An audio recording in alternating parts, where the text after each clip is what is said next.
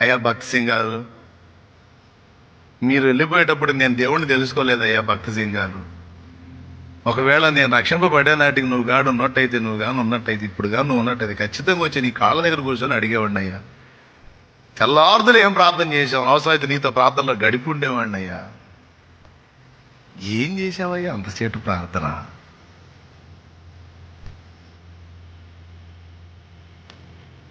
నేను చెప్పనా? ఏమడుగుంటారో చెప్పనా?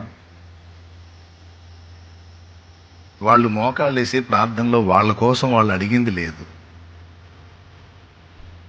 ప్రార్థనకి వెళ్తున్నాను, నన్ను ఎవరు కదిలించొద్దు అని వాళ్ళు మోకాళ్ళ మీదకి వెళ్ళి తమ కోసం తాము అడిగింది లేదు.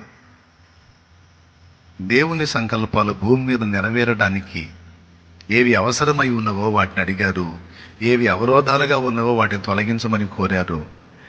ఆయన రాజ్య విస్తరణకు ఏ ఏ ప్రాంతాలు ఎలా ప్రభావితం కావాలో వాళ్ళు ప్రార్థనలో గోజాడారు.